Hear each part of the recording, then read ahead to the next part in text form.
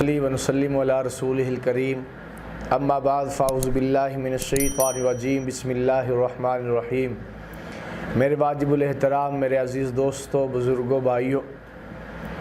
آج آپ حضرات کے سامنے میں تکافل کے بارے میں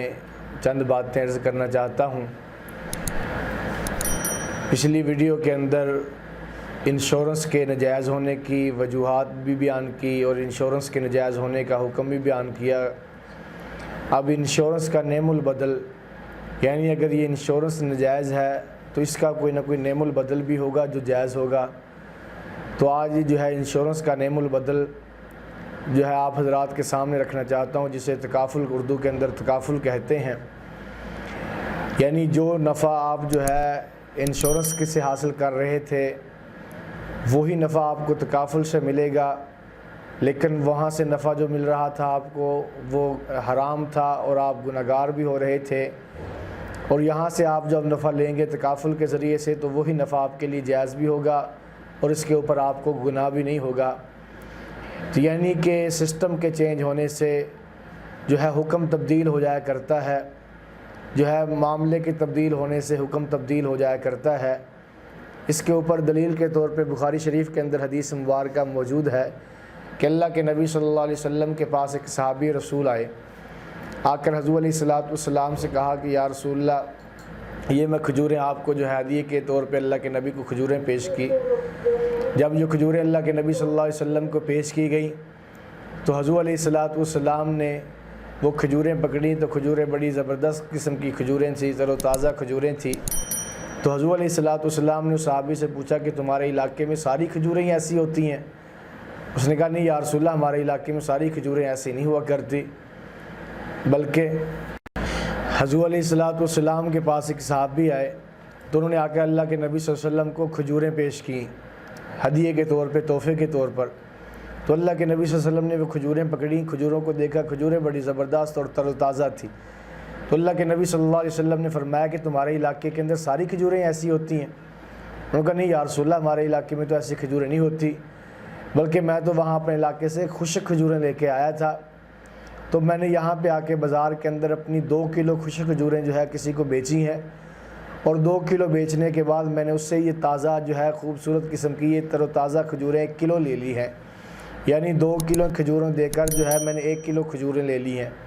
تو اللہ کے نبی صلی اللہ علیہ وسلم نے فرمایا یہ تو سیدھا سیدھا ربا ہے، یعنی سود ہے، یہ تو سیدھا سیدھا، یعنی کہ جب جنس کو جنس کے بدلے میں بیچا جائے تو وہ برابر برابر ہونی چاہیے۔ تو آپ نے اپنی 2 کلو کھجوریں 1 کلو کھجور کے بدلے میں جو ہے جو بیچی ہیں تو یہ تو سود ہے۔ فرمایا کہ آپ اس طرح کرو، یہ کھجوریں لے جاؤ اور جس آدمی سے آپ نے کھجوریں خریدی ہیں اس کو واپس کر دو، واپس کرنے کے بعد اس سے اپنی 2 کلو کھجوریں لے لو۔ اب جب آپ 2 کلو کھجوریں لے لیں گے، اب اس کے بعد آپ اس کے ساتھ معاملہ کریں، آپ اسے کہیں کہ یہ 1 درہم کے بدلے میں جو ہے مجھ سے 2 کلو کھجوریں لے لو۔ وہ آپ سے 1 درہم کے بدلے میں 2 کلو کھجوریں لے لے گا، پھر آپ اس سے وہ درہم لے لینا، درہم لینے کے بعد پھر اسے کہنا کہ یہ جو تر و تازہ کھجوریں ہیں یہ کلو مجھے دے دو۔ اب 1 درہم کی وہ 1 کلو کھجوریں لے لینا، تو اس طرح جائز ہو جائے گا۔ اب 2 کلو کھجوریں دے کر جب آپ 1 کلو لیں گے تو یہ ناجائز ہے۔ جب درمیان میں درہم آ جائے گا، درہم کے ذریعے سے وہی 1 کلو کھجوریں تمہارے لیے جو ہے وہ جائز ہو جائیں گی، یعنی سسٹم تبدیل ہوا تو وہی چیز جو ہے وہ جائز ہوگی۔ اسی طرح جو ہے شراب کے بارے میں، شراب حرام ہے، قرآن کے اندر جو ہے قطعی حکم ہے کہ شراب حرام ہے، کہ شراب کا 1 قطرہ بھی پینا بھی حرام ہے، اگر کپڑے کے اوپر بھی لگ جائے تو کپڑا بھی ناپاک ہے۔ اب وہی شراب جو ہے اس کو تھوڑا سا پکا لیں، پکانے کے بعد سسٹم کے اندر لے جائیں، لے جانے کے بعد پھر اسی شراب کا سرکہ بنا لیں۔ جب سرکہ بن جائے گا تو اب اللہ کے نبی صلی اللہ علیہ وسلم کہہ رہے ہیں کہ سرکہ تو بہترین سالن ہے، اللہ کے نبی صلی اللہ علیہ وسلم نے سرکہ کھایا بھی ہے، یعنی وہی شراب جو تھی پہلے حرام تھی، اب وہی شراب جب سرکہ بن گئی ہے، سسٹم تبدیل ہوا ہے تو وہ شراب جو ہے اسی طرح حلال ہو گئی۔ تو لہٰذا وہ فائدے کہ جو آپ کو انشورنس کے ذریعے سے حاصل ہو رہے تھے وہی فوائد آپ کو تکافل کے ذریعے سے حاصل ہوں گے، لیکن وہاں سود تھا، ناجائز تھا، گناہ تھا، اور یہاں پہ تکافل کے اندر جو ہے معاملات سسٹم چینج ہوا ہے، اس کی وجہ سے وہی منافع لینا آپ کے لیے وہ جائز ہو جائے گا۔ اور جو ہے اس کے بارے میں اب ہم تکافل کی طرف کیسے گئے ہیں، قرآن کے اندر بھی جو ہے اس کی جو ہے ترغیب موجود ہے، یہاں سے یعنی تکافل کے سسٹم کے حوالے سے وہ اس طرح کہ قرآن کہہ رہا ہے تعاونوا علی البر والتقوی، کہ تم آپس کے اندر جو ہے ایک دوسرے کے ساتھ تعاون کرو، بلائی کے اندر، نیکی کے اندر جو ہے ایک دوسرے کے ساتھ تعاون کرو۔ یعنی قرآن حکم دے رہا ہے کہ آپ جو ہے مسلمان جو ہے انسان آپس کے اندر جو ہے وہ ایک دوسرے کے ساتھ بلائی کے اندر اور نیکی کے اندر آپس میں تعاون کرو۔ یہ کہ اللہ کے قرآن سے ہمیں سبق ملتا ہے۔ جب کوئی سبق ملتا ہے تو تکافل کے اندر یہی چیز پائی جاتی ہے کہ تعاون کیا جاتا ہے، ایک دوسرے کے ساتھ تعاون ہی ہوتا ہے۔ جس طرح کہ اللہ کے نبی صلی اللہ علیہ وسلم کی حدیث مبارکہ سے بھی ملتا ہے کہ حضور علیہ السلام نے جو ہے اعلان کیا تھا کہ آپ صلی اللہ علیہ وسلم نے فرمایا کہ جو آدمی فوت ہو جائے اور اس کے اوپر قرض ہو اور پیچھے اس نے بچے چھوڑے ہوں، بچوں کے لیے کوئی ہے اس طرح کا کوئی معاش نہیں ہے، ذریعہ معاش نہیں ہے، وہ بھوکے مر رہے ہیں، تو فرمایا کہ وہ میرے پاس آ جائیں، میں محمد ان کی کفالت کروں گا، میں اپنی طرف سے ان کا قرضہ جو ہے ادا کروں گا۔ یعنی یہی تعاون ہوتا ہے۔ تو اللہ کے قرآن بھی کہہ رہا ہے تعاون کرو۔ اسی طرح اللہ کے نبی صلی اللہ علیہ وسلم نے فرمایا، یمن کے جو ہے قبیلہ تھا، بنو اشعر قبیلہ تھا، تو ان کے بارے میں اللہ کے نبی صلی اللہ علیہ وسلم نے اس قبیلے کی تعریف فرمائی۔ آپ صلی اللہ علیہ وسلم نے فرمایا کہ جو بنو اشعر قبیلے کے لوگ ہیں، فرمایا کہ وہ مجھے بہت پسند ہے، بہت اچھے لگتے ہیں، یہاں تک کہ اللہ کے نبی صلی اللہ علیہ وسلم نے ان کے بارے میں فرمایا کہ میں ان سے ہوں،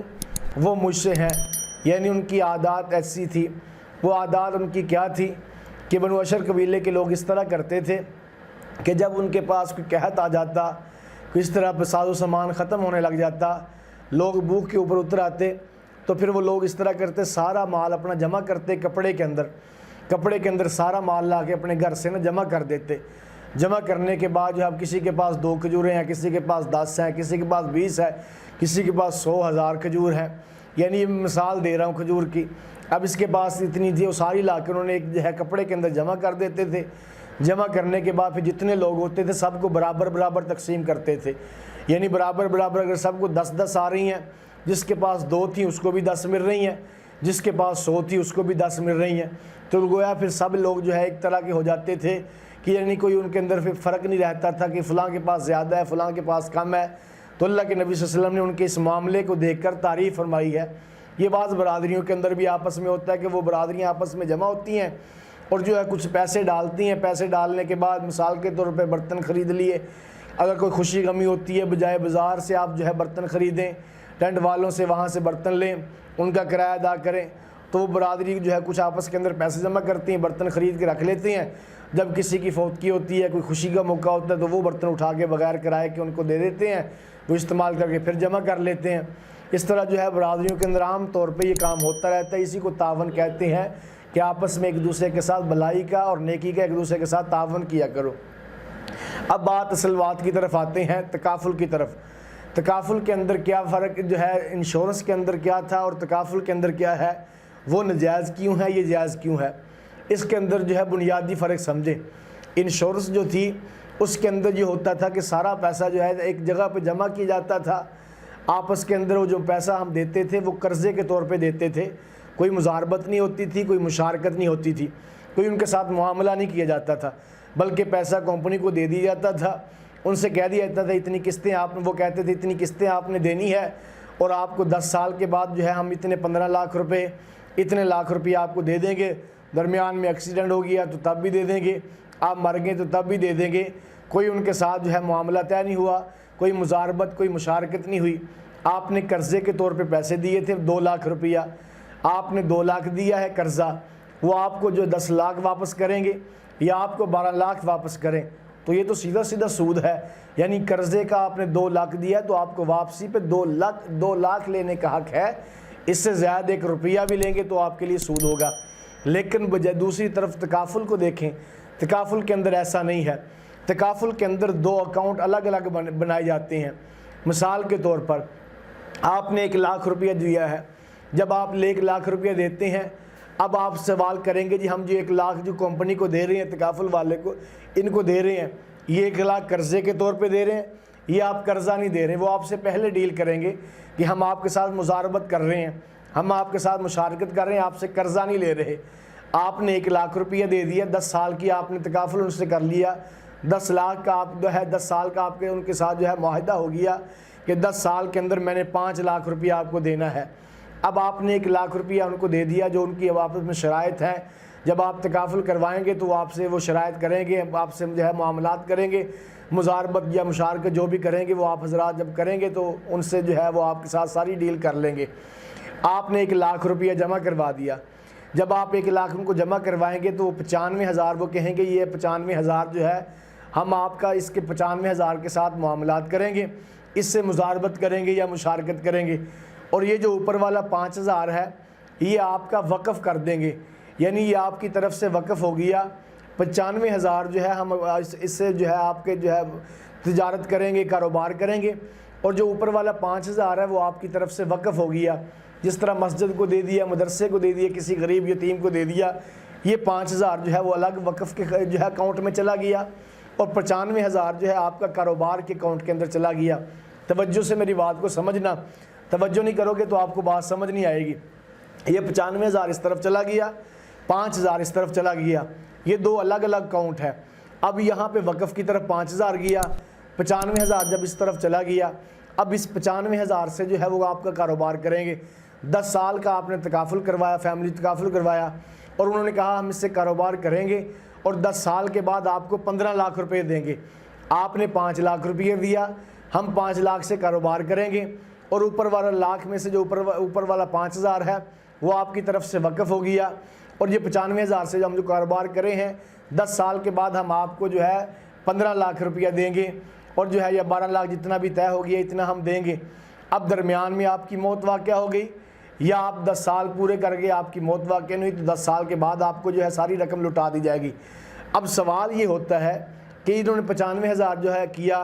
95,000 سے ہمارا کاروبار کیا، تو یہ ڈیل انہوں نے کیسے کر لی کہ ہم آپ کو 15 لاکھ دیں گے؟ کاروبار کے اندر تو زیادتی بھی ہو سکتی ہے، نقصان بھی ہو سکتا ہے، نفع بھی ہو سکتا ہے۔ وہ کہتے ہیں جی بالکل ہو سکتا ہے، ہم جو آپ کو ڈیل کر رہے ہیں کہ آپ ہمیں 95,000 دیں گے کاروبار کے لیے،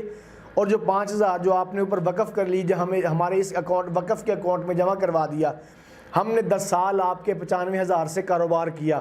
اس میں نفع بھی آیا، اس میں نقصان بھی آیا، پیسے کم بھی ہوئے، پیسے زیادہ بھی ہوئے۔ جب 10 سال پورے ہو گئے، 10 سال پورے ہونے کے بعد اب ہم حساب کریں گے کہ آپ کے 95,000 سے جو ہم نے نفع کمایا ہے وہ نفع بنتا ہے 12 لاکھ روپے۔ میری اور آپ کے ساتھ جو ہے ایگریمنٹ جو ہوئی تھی، ہماری جو بیعت طے ہوئی تھی، وہ بات یہ طے ہوئی تھی کہ ہم آپ کو 15 لاکھ دیں گے، لیکن آپ کے 95,000 سے نفع ہوا ہے جو ہے 12 لاکھ روپے۔ اب اوپر والا 3 لاکھ وہ کہاں سے کریں گے؟ یہ جو انہوں نے الگ اکاؤنٹ بنایا ہے وقف کے لیے، اس 5,000 سے بھی وہ کاروبار کرتے ہیں، اس سے بھی نفع کماتے ہیں۔ جتنے لوگ اس کے اندر جمع ہوتے جا رہے ہیں، ان کا 5,000 روپیہ وہ جمع ہوتا جا رہا ہے، اس سے بھی وہ کاروبار کرتے رہتے ہیں۔ اب یہ الگ اکاؤنٹ ہے، یہ الگ اکاؤنٹ ہے۔ اب آپ کا 12 لاکھ ہے، لیکن آپ کو دینا ہے 15 لاکھ روپیہ۔ اب وہ اس اکاؤنٹ سے جو وقف کے لیے رکھا ہوا ہے، جو وقف ہوا ہے، یعنی اس کے اوپر ملکیت کسی کی نہیں، اس کا مالک اللہ کی ذات ہے، وقف ہے۔ اب اس میں سے وہ 3 لاکھ نکالیں گے، اور 3 لاکھ نکال کے آپ کی مدد کریں گے۔ قرآن کہہ رہا ہے تعاونوا علی البر والتقوی، کہ ایک دوسرے کی مدد کرو۔ انہوں نے یہ وقف کا اکاؤنٹ بنایا اسی لیے ہے کہ درمیان میں اگر ہمارے کسی فریق کو بھی کوئی نقصان ہو جاتا ہے، کسی جو ہے فریق کو بھی اس کے مال کے اندر جو ہے کمی پیشی ہوتی ہے کاروبار کے اندر، تو ہم یہ وقف والے اکاؤنٹ سے پیسے نکال کر اس کی مدد کر دیں۔ تو لہٰذا یہ 3 لاکھ یہاں سے وقف والے اکاؤنٹ سے نکال لیں گے، اور یہ 3 لاکھ آپ کی مدد کر دیں گے۔ 12 لاکھ آپ کو منافع ہوا تھا، 3 لاکھ انہوں نے آپ کی مدد کر کے آپ کو 15 لاکھ جو ہے آپ کے حوالے کر دیا۔ یعنی کہ اس کے اندر کوئی سود نہیں ہے، کیونکہ آپ نے جب پیسے دیے تھے آپ نے قرضے کے طور پہ نہیں دیے تھے، آپ نے کاروبار کے طور پہ دیے تھے۔ کاروبار سے آپ کو منافع 12 لاکھ،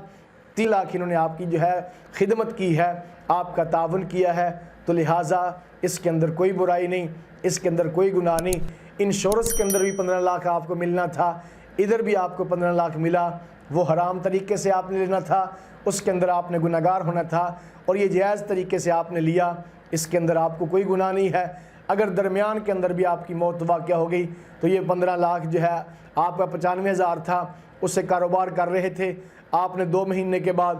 ایگریمنٹ آپ سے ہوئی تھی 10 سال کے بعد دینے ہیں، آپ 5 سال کے بعد فوت ہو جاتے ہیں، 5 سال کے اندر آپ کے 95,000 سے جو کاروبار ہوا تھا وہ منافع اس کے اوپر جو ہے 5 لاکھ ہے یا 10 لاکھ ہے یا جو ہے 8 لاکھ ہے۔ اب اوپر جتنے بھی بچتے ہیں، آپ سے بات ہوئی تھی 15 لاکھ دینے ہیں، اوپر جتنے لاکھ بھی بچیں گے یہ وقف والے اکاؤنٹ سے نکال کے آپ کی مدد کر دیں گے، آپ کا تعاون کریں گے۔ اسی کو کہتے ہیں تعاونوا علی البر والتقوی، باقی میں انشاءاللہ اگلی ویڈیو ریکارڈ کرواؤں گا جس کے اندر میں بتاؤں گا کہ انشورنس کے اندر اور جو ہے تکافل کے اندر اور کیا کیا فرق ہے جس کی وجہ سے یہ ناجائز ہے اور یہ جائز ہے۔ اللہ پاک مجھے آپ کو عمل کی توفیق عطا فرمائے۔ وما علینا الا البلاغ المبین۔